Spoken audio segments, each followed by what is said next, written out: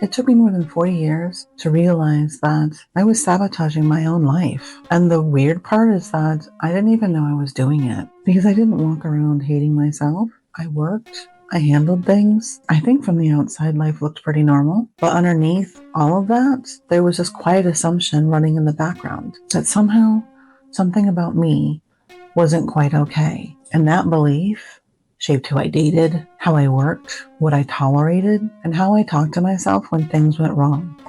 Hi, I'm Krystal. Today I want to talk about how that kind of belief ends up running your life, where it comes from, and what actually helped me to start breaking the pattern. So, GenX 71. This is how my childhood ran. Nobody asked how we felt about anything.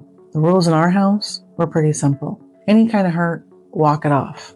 Do not talk back and figure out how to handle it correctly. A lot of us became really good about reading the room. We figured out really quickly how to adjust ourselves so things didn't explode. But somewhere in all that adjusting, this assumption starts forming that if something goes wrong, it must be me. And the strange part is that you don't really notice that belief is forming. You just carry it. And eventually it starts showing up in places that you don't expect. Our brains are wired to protect us. For most of human history, belonging meant survival. Getting rejected from the group could literally be dangerous. So your brain constantly scans for mistakes. That part is actually helpful. But somewhere along the way, the translation changes. Instead of hearing the brain say, "Don't do that again, you might get into trouble," we start hearing it internally as, "You're an idiot." And once that translation happens enough times, it stops sounding like a warning and instead starts sounding like the truth.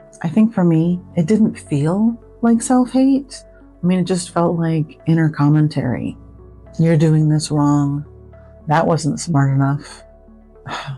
Look what you did now." Just this steady little assumption that something about me was off. And when that voice runs long enough, it spreads. Relationships, obviously, but also work, friendships, and even how much space you allow yourself to take up in a room.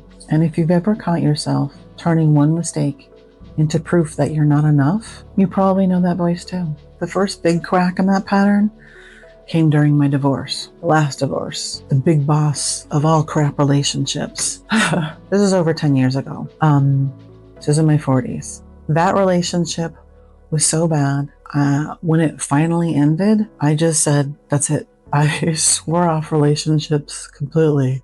I'm done. I focused on fixing myself instead. I read a ton of self-help books. I lost over 100 pounds. And somewhere during that time, I tried something that honestly felt ridiculous at first: positive reinforcement. So every morning I stood in front of a mirror and said positive things about myself, to myself, out loud. Most Gen X people that I know, tough love, deal with it, do therapy, get over it, knock it off. So the whole mirror thing was a little bit weird, but I stuck with it. And slowly, something started shifting. I started noticing how I talked to myself during the day. If I called myself stupid, if I started spiraling over the smallest things, I'd stop and ask, okay, what the actual hell is going on here? And that recognition, that small pause there, turned out to matter a lot. So for a while, I thought I was doing better.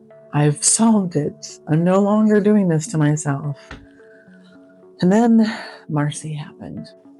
Marcy was someone I dated about a year after my divorce. And yes, Marcy was a woman, which was a very new territory for me. Not something that had happened before or since. But for some reason I thought, she's a chick like me. Same. Yeah, right? Nope, different gender, same asshole. That relationship didn't last long. But something strange happened while I was in it. Because that time, I started noticing the warning signs in real time. Things that normally would have taken me a long time and I would try to correct or ignore or all the things. But that is when the pattern finally snapped into focus for me. Like, duh.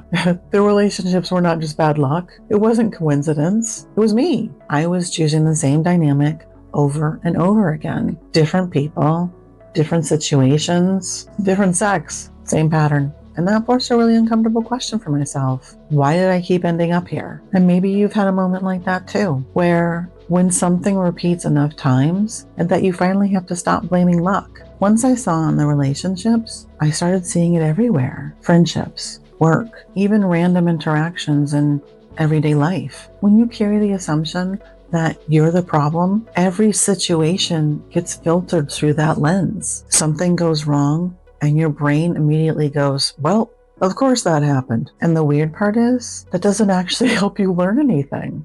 Because instead of asking, what happened? You're asking, what's wrong with me? And that's focusing on the wrong problem. Work was another place that this showed up. I wasn't failing. I was producing. I was busting my ass. A lot of long hours, a lot of missed time with the kiddos. La la la, we know that, right? But internally, it never felt like I was doing enough. I mean, even when the results were right there, there was still this voice that would keep saying, you could have done more. That wasn't smart enough. Don't get comfortable, honey. And what changed there was when I started working for Christian. If you've watched my layoff video, that was my last manager when I got canned. I don't know why I'm laughing about it. Whatever. Christian was very direct. So one of the first years that we did our end of year review, I had put all my explanations about how I walked on water, but I marked METs for a few things. And Christian questioned me on it. I would have marked you exceeds for this. You've written all this. We've seen what you've done. Why did you mark it METs? And we talked about it, and he said,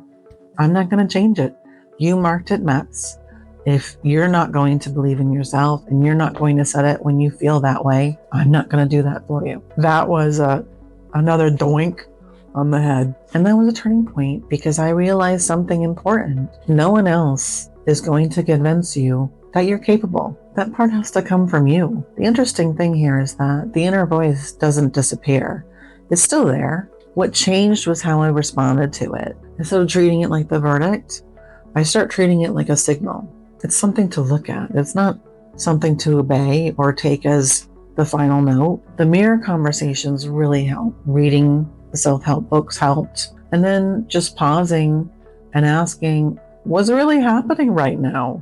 All of that. It really helps. And over time, that changes things because the brain learns through repetition. If you spend years beating yourself up, that becomes normal. But when you start interrupting that pattern, eventually that becomes normal instead. And honestly, there's still maintenance. I go in waves with it. There are stretches where I'm really good about checking in with myself. Literally talking to myself in the mirror, reminding myself that, hey, you're okay. You're doing good. And then I'll start to notice that it's been a while and the old tone starts to creep in. So I start again because I've noticed that patterns don't disappear just because you had one realization.